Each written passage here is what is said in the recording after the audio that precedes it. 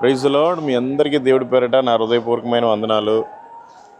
మీకు అందరికీ తెలుసు, ఈరోజు మనం తమిళనాడులో తరంగంబడి ప్రాంతంలో ఉన్నాం. ఇది ఇండియాలోనే కాదు, మన ఆసియా ఖండంలో కూడా మొట్టమొదటి ప్రొటెస్టెంట్ చర్చ్ ఇది. అయితే లాస్ట్ టైం కూడా ఇక్కడికి వచ్చాము. ఇప్పుడు కూడా మంచిగా తీద్దాము, అందా మీకు చూపిద్దామని వచ్చాం. లోపల కమిటీ వాళ్ళంతా కొంచెం గడబిడలాడుకుంటున్నారు, అందుకని లోపల మాట్లాడే అవకాశం లేదు. ఈ పాస్టర్ గారు ఎంతగా సేవ చేశారంటే, జీగన్ బల్క్ గారు చాలా కష్టపడి ఇక్కడికి వచ్చారు. ఫస్ట్ పడవేసుకుని వచ్చారు, కొంత సువార్త చేశారు, మళ్ళీ డెన్మార్క్ వెళ్ళారు, మళ్ళీ కొంత డబ్బు తీసుకుని వచ్చారు. ఆ తర్వాత గవర్నర్ ఇక్కడ ఆపేశారు, 3 రోజులు సముద్రంలోనే బంధించారు పడవలో.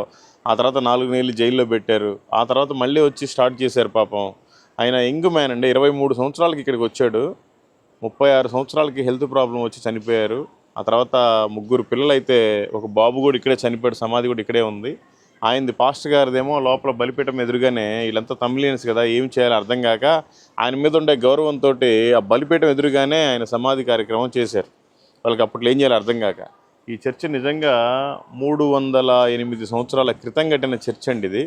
ఇప్పటికీ అలాగే ఉంది. జస్ట్ సునామీ వచ్చినప్పుడు కొంచెం ఇక్కడ దాకా వాటర్ వచ్చాయి, ఆ కింద గచ్చు అది ఇది వేశారు. ఇదైతే స్టిల్ ఇంకా అప్పటిదే, 300 సంవత్సరాల క్రితందే. చాలా అద్భుతం.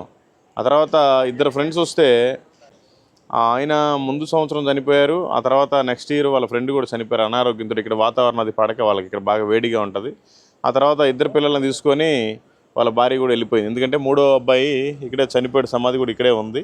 ఇప్పుడు చీకటి అయిపోయింది, కొంచెం అంతా వర్షంగా ఉంది ఇక్కడ.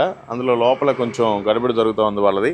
అందుకే నేను మీకు ఎక్స్ప్లెయిన్ చేయలేకపోయాను. లాస్ట్ టైం పెట్టిన వీడియో కూడా నేను మీకు కింద డిస్క్రిప్షన్లో లింక్ ఇస్తాను, మీరు దాన్ని కూడా చూడొచ్చు.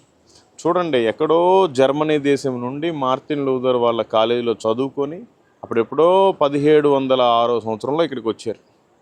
అట్లాంటిది 1719లోనే ఆయన చనిపోయారు. ఓన్లీ 13 సంవత్సరాలు యంగ్ మ్యాన్. 36 సంవత్సరాలకల్లా ఆయన జీవితం ముగించుకుని వెళ్ళిపోయాడు. మన భారతదేశానికి ఒక మాదిరికరం.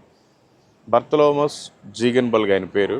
మన భారతదేశంలోనే మొట్టమొదటిగా ప్రింటింగ్ తీసుకొచ్చింది ఆయనే.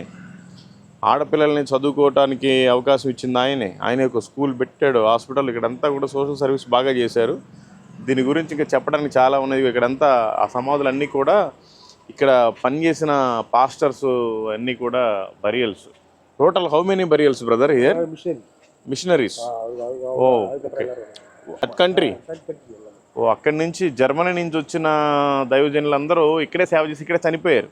మన భూభాగంలో వాళ్ళ అన్ని సమాధులు కూడా ఉన్నాయి. సో ఇంకా ఆయన కూడా అందరూ బిజీగా ఉన్నారు.